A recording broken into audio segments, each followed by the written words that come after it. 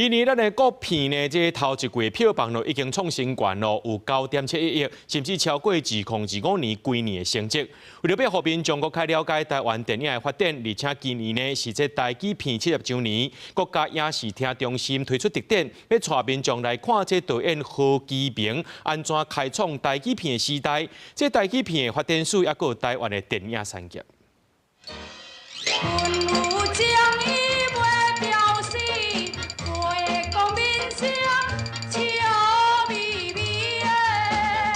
1969年的電影《張帝找阿珠》是25歲楊麗花甲張帝拍的台語喜劇片，在當年造成轟動。其實台語片的類型多元，嘛有以動物故事改編 cosplay 各種動物的大劍為回錄。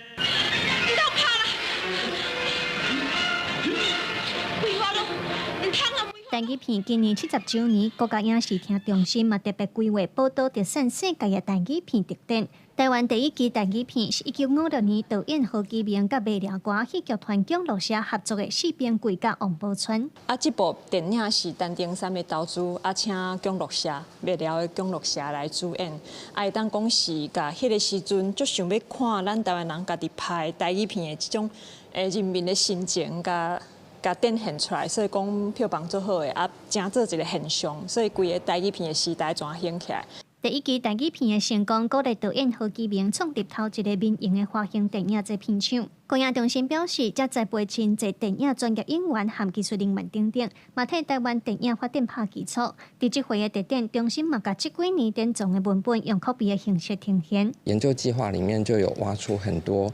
紙本的文物，像劇本、海報等等哈，那民眾來到這邊的話，除了看展牆上面的資訊之外，也可以實際的去翻閱這些復刻的劇本，了解當時的劇本是怎麼被撰寫的。國家影視廳中心表示，為着要讓民眾更加了解台灣電影的發展，這幾年有出版以台灣電影產業題材的紅盒冊，民眾嘛通佇中心照片來看。在禮拜六也閣有台語片《張帝找阿珠》的世界首映，前後禮拜也有紀錄片《姜樂社消失的王國》等等的放送。記者盧尚如、鄭俊佑、新北報道。